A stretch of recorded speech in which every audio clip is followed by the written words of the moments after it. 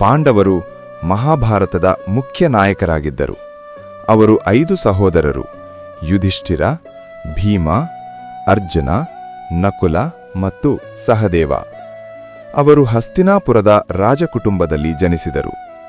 ಅವರ ತಾಯಿ ಕುಂತಿ ದೇವತೆಗಳ ಆಶೀರ್ವಾದದಿಂದ ಮಕ್ಕಳನ್ನು ಪಡೆದಳು.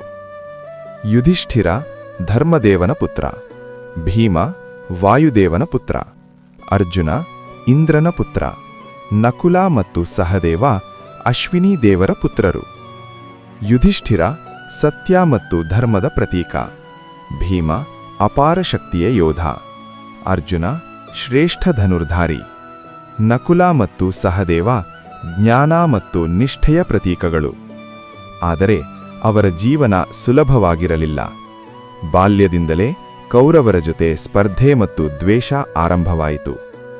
ಅಸೂಯೆ ಮತ್ತು ಅಧಿಕಾರದ ಆಸೆ ಸಂಘರ್ಷಕ್ಕೆ ಕಾರಣವಾಯಿತು. ಈ ಬಾಲ್ಯದ ಸ್ಪರ್ಧೆಯೇ ಮುಂದೆ ಭಯಾನಕ ಯುದ್ಧಕ್ಕೆ ಕಾರಣವಾಯಿತು. ಆ ಯುದ್ಧದ ಹೆಸರು ಕುರುಕ್ಷೇತ್ರ ಯುದ್ಧ. ಮುಂದಿನ ವಿಡಿಯೋದಲ್ಲಿ ಕೌರವರ ಬಗ್ಗೆ ತಿಳಿಯೋಣ.